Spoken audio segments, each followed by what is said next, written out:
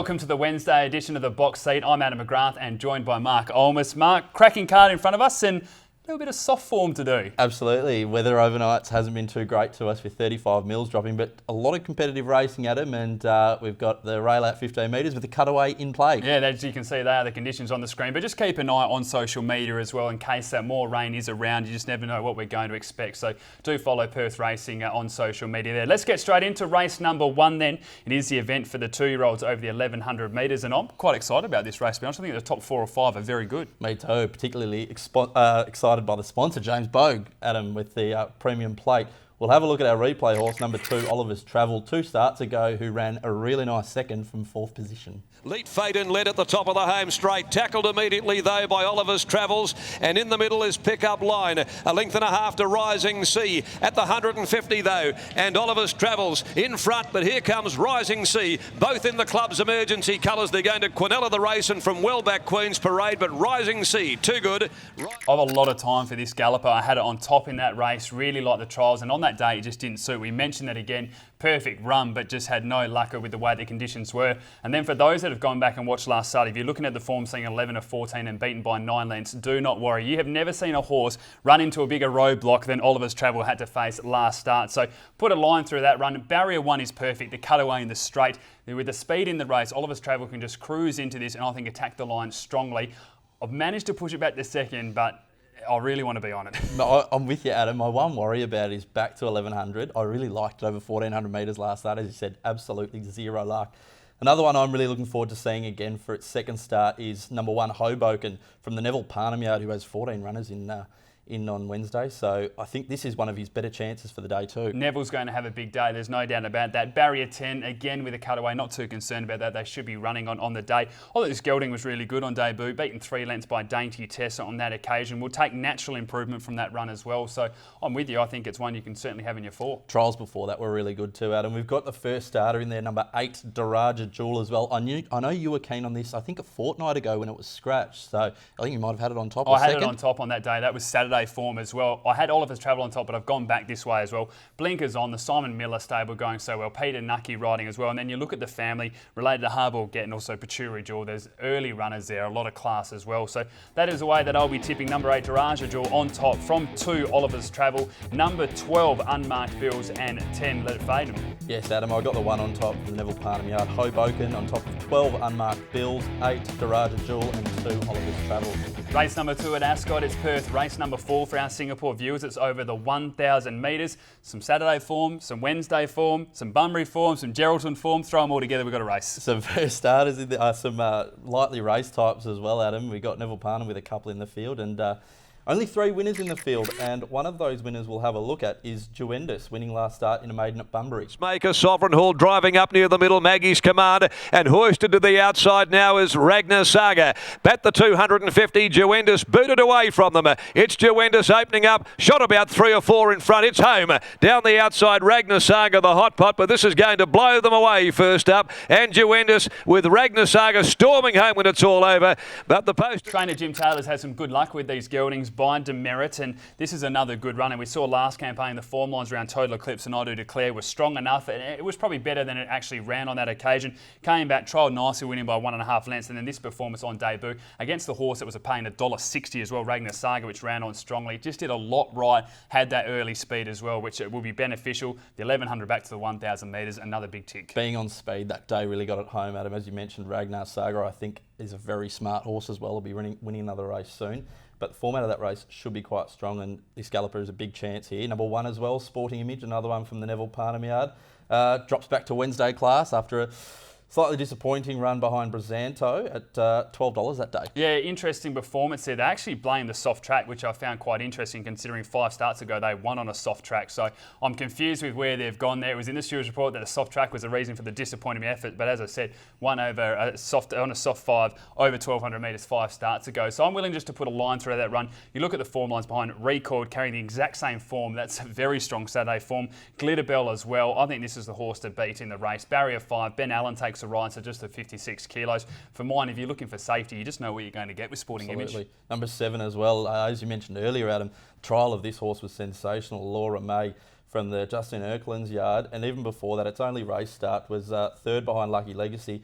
looks like she's come on leaps and bounds, Adam. Yeah, that race, as you said, behind Lucky Legacy was quite nice on that occasion, attacked the line strongly. The recent trial I thought was brilliant, was just untouched, just moved up to the line perfectly. And actually in my black book, I'd said just wins first up. Now, I was a little bit confused with Sporting Image and I've elected to go that way, but Allura May can come out and win this race. But as I said, number 1 Sporting Image will be on top from number 7 Allura May, 2 Juendis and 5 Calamari Safari. I'm going with the 7, Adam. Allura May on top of number 2 Juendis, 1 Sporting Image and 5 Calamari Safari. Race number 3 at Ascot is Perth. Race number 5 for our Singapore viewers, a maiden over the 1400 metres. And again, we talked in the previous race just about bringing some form in. There's some coming off some trials, some ones that just haven't shown a lot that need to improve. And then some nice type as well, like Checkers. Like Checkers, which is the replay horse we'll be having a look at. That first start behind High Tea, who's racing later on in the day. I think that'll be a very good form race, Adam. Let's have a look at that replay of Checkers running second last start. Deep behind them, Lawrenson, and then at the head of the others by Decree, who's under great pressure. Down the outside, starting to run on is Don't Let Tomo go inside the 200 metre mark, though an Express Boy eventually worked his way to the lead. Down the outside, What Did You Do? Don't Let Tomo go, and look at High Tea. High Tea right over the outside of the field, goes up with Checkers, and High Tea has... It was an interesting performance by Checkers. It was hard to be really confident about this race from looking at that run because looked to be in trouble a couple of times and didn't want to go between horses, and then it was just that final 150 metres you went, oh, if this horse could do that for an entire straight, it's going to win by a long way. So should take a lot of improvement from that run. That was the first run this campaign and only his second career performance, but not many horses attacked the line better than Checkers did on that day. So I'm willing to back it in for this race in a pretty weak field. Even when you see, Adam, the horses in the market at 60 to 1 running on, you've got to question it. You have to question that form. So second up, we'll see how he goes. We've also got What Did You Do, who I'm interested in. I thought it was a good run behind in the same race last start.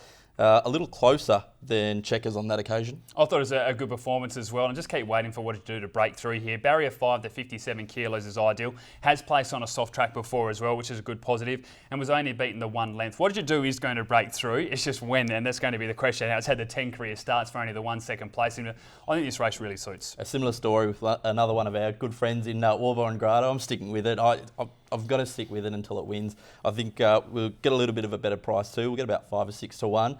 It was good in its previous 2 starts, and then last start 5th behind Source of Survival.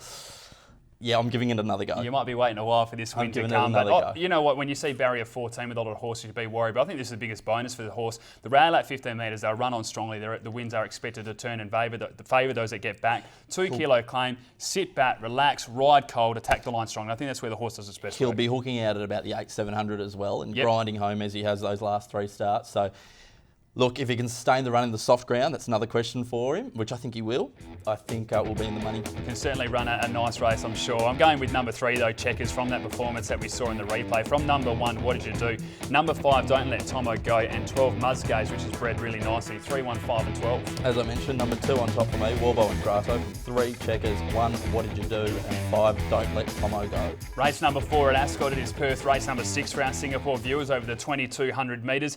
We've seen a lot of these runners going head-to-head, and I found it hard to separate that top 4 or 5 that had been racing. I mentioned the likes of Proxy, Discoville, Ain't Bad and Boutique. I think they're the 4 that we're really narrowing in on this race. Proxy's one we've been following for a while, Adam. It finally broke through last start, and we'll have a look at that replay. Champers comes to the outside, trying to bullock out Truly Gold at the top of the home straight, 300 to run. North Pace joined by Boutique. Now into the clear comes Proxy, and Discoville's wider out. Further back, Truly Gold, 150 to go. Proxy hit the front from Boutique, then Discoville, but Proxy draws clear from them, and it's Proxy coming away to score comfortably at the finish. Pushed out at beat. As you said, we've been waiting for Proxy for a long time. I know that you and I had backed it a few times throughout the runs, and it was just about finding the right distance. They went from the 14 to the 16 to the 18, then dropped back to the 15, then straight up to the 2200, and we're sitting there going, what are they trying to do with this horse? But there has been a lot of issues just trying to get him to settle through the run. He finally did that. What I like about this run for the day on Wednesday is 2 positives. Soft track, 4 attempts for 2 victories. And second, there is going to be speed in the race. The likes of a Sax on, Sax off and Solid Rule are going to make sure that there's tempo in this race. That's a big tip for Proxy. Absolutely, as is Sax on, Sax off as well, who last start was 2 starts ago, sorry, was a cheeky ride by Randy Tan and almost pinched it to where those other two dead heated. Yeah, it's what they try and do, isn't it? Still those type of runs. But those performances, I know they come on Saturdays, but they come with 51 kilos as well. So the 56, a couple of question marks about it. It has placed on a soft track before. I just don't see this one suiting as much. I was very confident 2 starts ago, but can't be as confident when it comes to this race. Discoville and Boutique, both been racing well as well, Adam. Yeah, they have, and I found it really hard to separate them, and even Ain't Bad. I've actually elected to go the way of Ain't Bad. Boutique was a massive run last start. After being wide and carrying Discoville into the race, still beaten, it was a big tick, but 58 kilos for a mare, she has not carried that weight anywhere near it, and I just think that's going to be the question mark. As Discoville and Ain't Bad, the geldings there can carry that little bit extra, so I've actually elected to go that way for those, out of those 3. So we'll take a look at those selections, and I'm going with number 2, Proxy, from number 5, Ain't Bad, 4, Discoville, and 6, Boutique. As you mentioned with Boutique last start, big wide run. I've got in on top, number 6, Boutique, from 4, Discoville, 2, Proxy, and 1, Big Step Up.